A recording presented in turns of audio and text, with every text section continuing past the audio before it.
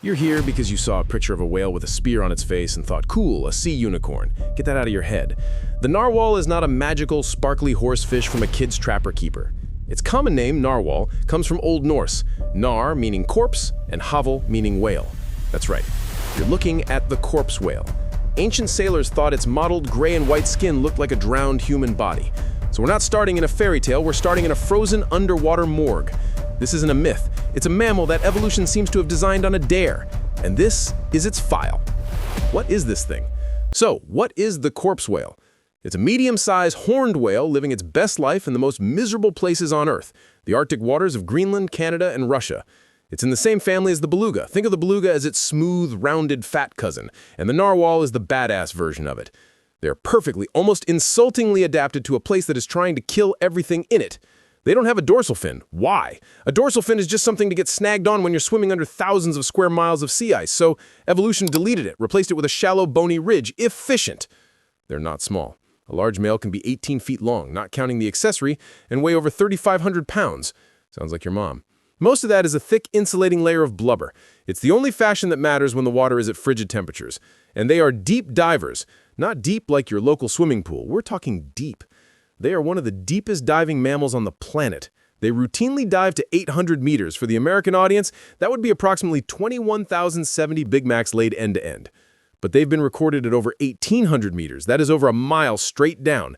They do this to find food, holding their breath for up to 25 minutes in total blackness under a 99% complete ceiling of solid ice, all while withstanding water pressure that would crush a military submarine. The tusk. Let's talk about the tusk. First, it's not a horn, it's a tooth. Specifically, it's an overgrown, freakishly mutated left canine. In most mammals, teeth grow down. The narwhal's tooth said, no, I'm going horizontal, and just kept going. It drills straight through the whale's upper lip and can grow up to 10 feet long. Imagine having a tooth grow through your face. You wouldn't. You'd go to a dentist. The narwhal just makes it a personality trait. It's almost always the left tooth. The right just stays inside the skull and doesn't really grow. A narwhal's tusk grows in a counterclockwise left-handed spiral, which apparently makes it stronger and straighter. It is actually the only tusk in nature that grows straight. Every other tusked animal has curved teeth. This is also mostly a guy thing. The tusk is a classic example of a secondary sexual characteristic. It's almost exclusively found in males. Only about 15% of females grow a tusk, and it's usually smaller.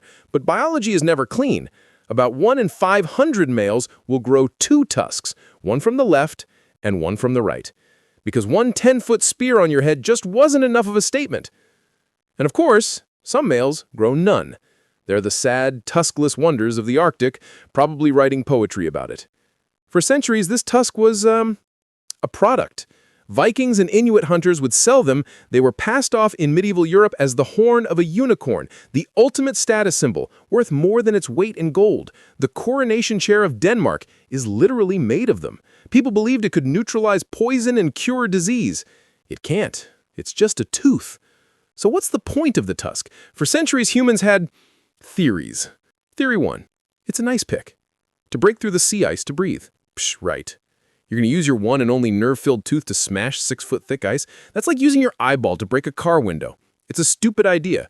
They find breathing holes called leads. They don't make them with their face. Theory 2. It's a spear. To joust with rivals or shish kebab their food?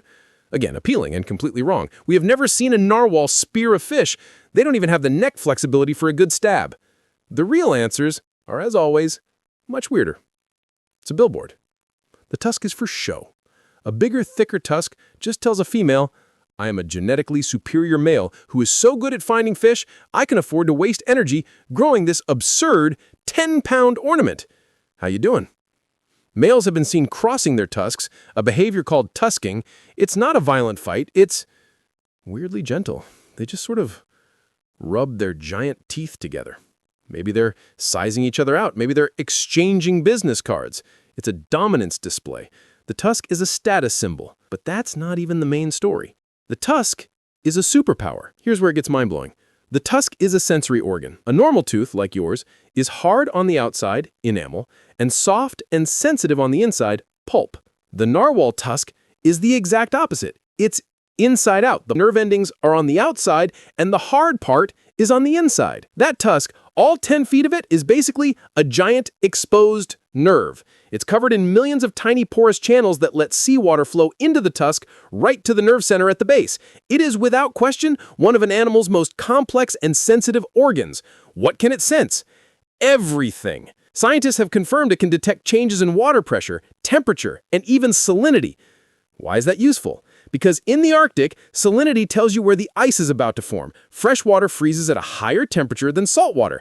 By sticking its tusk out, a narwhal can literally taste the weather and figure out where the ice is forming so it doesn't get trapped. It's a meteorological station. It's a barometer, a thermometer, and a sonar, all in one. It's the most ridiculous, over-engineered, and frankly brilliant piece of sensory equipment in nature. Diet and hunting. Okay, so it's a sensory billboard, but it's not a spear. So how do they eat? Their diet is pretty basic. Greenland halibut, Arctic cod, squid, and shrimp. The usual, but here's the catch. They have almost no functional teeth, so how do they grab a slippery fish? They don't. They inhale them. Narwhals are suction feeders. They create a powerful, precise vacuum with their mouths and just slurp, gone. No chewing, just sucking. They're just the vacuum cleaners of the deep. But then we got drones. And in 2017, drone footage finally showed us something new. A narwhal would swim up to a cod and whack with the tusk. Just a quick, hard, precise tap.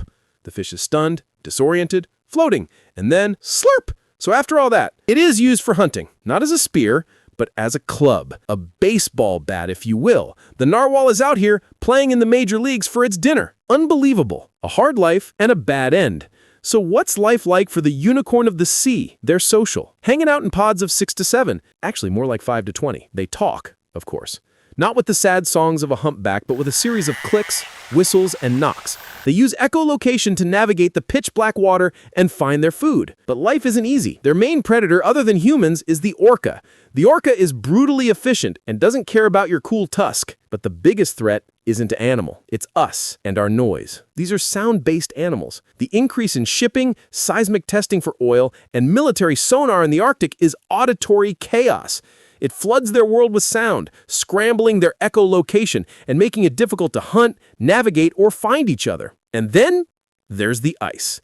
Their entire life is built around sea ice. As the climate warms and that ice disappears, their hunting grounds and their protection from predators are vanishing. But the most grim fate for a narwhal is something called a 𝐓𝐤𝐤𝐬𝐷. That's the Inuit word for an ice entrapment. It's when a pod gets caught in a bay or a fjord as the sea freezes over, and the one small breathing hole they have begins to shrink. They get crowded into a single small patch of open water, unable to dive for food, unable to escape. They are trapped. It's a grim, fatal scenario. And here's a final weird fact. You will never see one in an aquarium. They cannot survive in captivity. Every attempt has ended in failure. They are animals of the deep, cold, and dark. They are so specialized that to remove them from that environment is a death sentence. So the narwhal, a deep-diving, suction-feeding, weird beluga with a 10-foot inside-out, nerve-filled tooth that it uses as a weather station, a status symbol, and a fish-slapping club. It's one of the weirdest animals alive, and it lives in a place most of us never will see. File closed.